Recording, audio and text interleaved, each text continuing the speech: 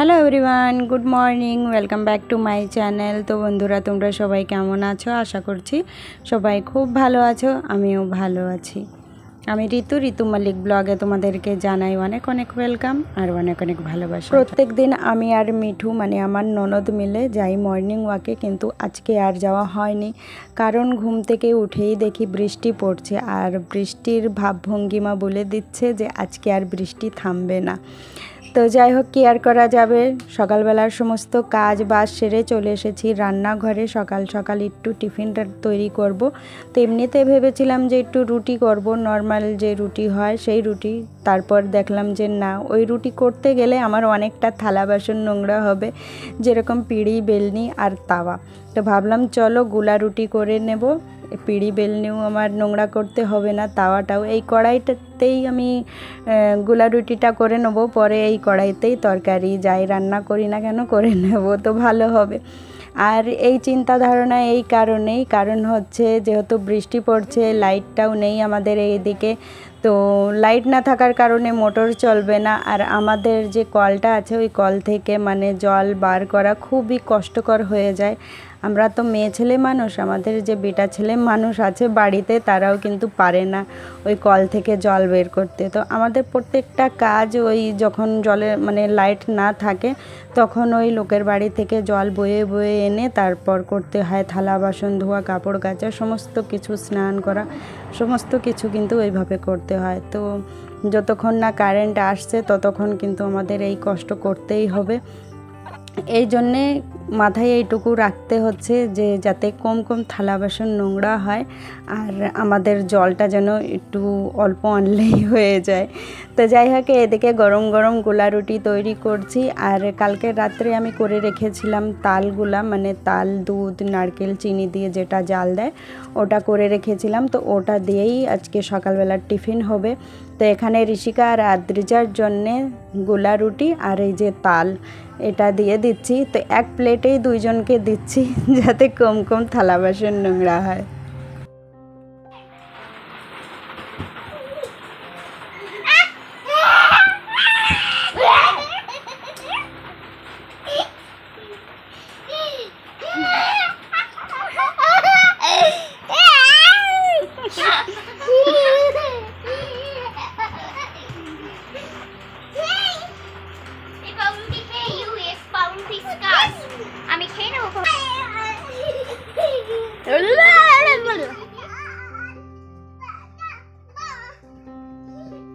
তো তিন ভাই বোন যখন এক জায়গায় থাকে এইভাবে কুস্তি করতে থাকে, চিল্লামিল্লি অনেক কিছু করে।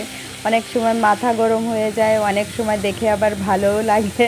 যাই হোক, আমাদের পুচকুবাবু খুব দুষ্টু আছে, কোনো সময় সুস্থ থাকে না, দৌড়া দৌড়ি থেকে থেকে খুব ভয়ও করে যে খাট থেকে না পড়ে যায়।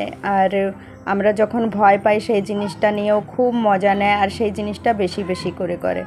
যাই হোক, ওইদিকে ওরা খেলাধুলা করছে, বাইরে যেহেতু বৃষ্টি পড়ছে বাইরেও বেরোতে পারছে না। এমনিতেই ওরা ঘরের মধ্যেই সব সময় খেলাধুলা করে, বৃষ্টি হোক বা না হোক ওরা ঘরের মধ্যেই বেশি সময় কাটায়। আর এইদিকে আমি ডাল রান্না করছি বরবটি দিয়ে। তো এখানে আমি জিরে আর শুকনো লঙ্কা ফোড়ন দিয়ে বরবটিগুলো আগে ভেজে নিয়েছি, আর এখানে এই যে ডাল ফোড়নটা দিয়ে দিচ্ছি তার মধ্যেই। তো আজকে আমি এই রান্না করছি। আর কিছু জিনিস পূজা রান্না করছে, 2-3 দিন আগের ভিডিও। যাই হোক, আমার মাথায়ও নেই যে পূজা আসলে কি রান্না করেছিল জানো।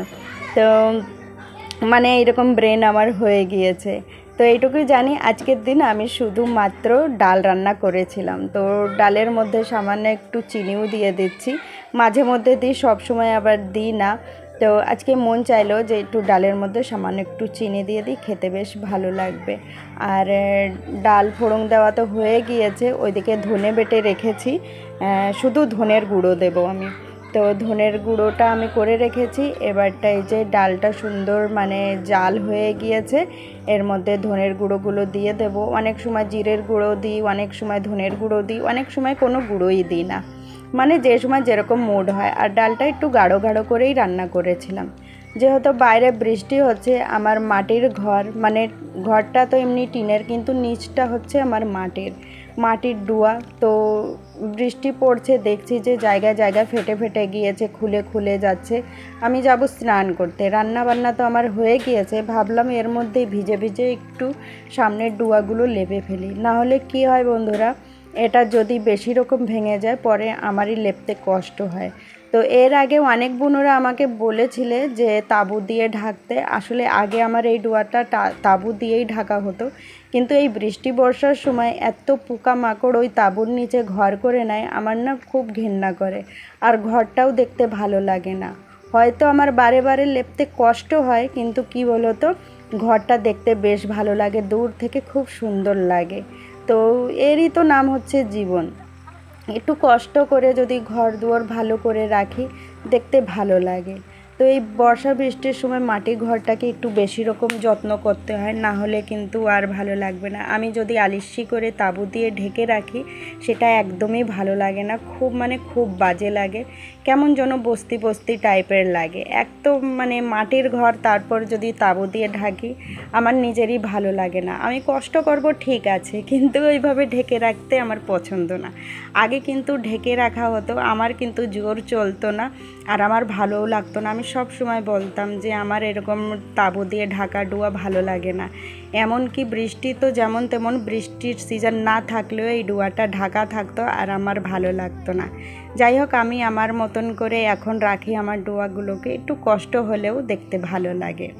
আর এই যে এইদিকে ঋষিকা আর দ্রিজা মিলে ঘর গুছাচ্ছে, বেশি রকম আজকে ঋষিকাই গুছিয়েছে, আর দ্রিজা বলছে আমার ভিডিও করো, আমি দেখো আমি সমস্ত কিছু গুছিয়ে নিচ্ছি, আমাকে দেখাবে বেশি বেশি করে, কেননা সমস্ত কাজ আমি করেছি। আর ঋষিকা করেছে বলে ঋষিকা ওর দিকে এইভাবে তাকিয়ে রয়েছে। যাই হোক, এই বর্ষা বৃষ্টির সময় ঘর দুয়ারগুলো একটু বেশি রকম গুছিয়ে নিতে হয়, না হলে কিন্তু দেখতে ভালো লাগে না। যেহেতু বাইরে বৃষ্টি পড়ছে, জামা কাপড়ও ভেজা রয়েছে, ওই যে খাটের ফ্রেমে চারিদিকে খালি জামা, আরও বাইরে রয়েছে অনেক জামা কাপড় ভিজা ভেজা, বেড়ার সাইড দিয়ে গুজে গুজে রাখা রয়েছে। মানে কি আর বলবো, আজকে কেবলমাত্র বৃষ্টি শুরু হয়েছে, আর কটা দিন থাকবে জানি না। যাই হোক, লাইটটা একটুর জন্যে এসেছিল, তারপর ফিরে চলে গিয়েছিল, বেশিক্ষণ আর ছিল না। তো আজকের রাত্রে আবার পূজা তালের বড়া করছিল। কালকে ওই যে তাল জাল দিয়েছিলাম, একটু তালের গুলা ছিল, তো সেটা দিয়ে বড়া করছে। আর আমাদের এখানে লাইটেরও সমস্যা চলে এসেছে, জানি না কতদিন পরে লাইট আসবে। তো বন্ধুরা, এখন ভিডিওটাও শেষ করে দিচ্ছে। এই যে অন্ধকারের মধ্যেই পূজা তালের বড়া বানিয়ে নিচ্ছে, আর ভিডিওটাও শেষ করছি। চলো বন্ধুরা, ফিরে দেখা হবে কালকে। সবাই সুস্থ থেকো, ভালো থেকো, সাবধানে থেকো।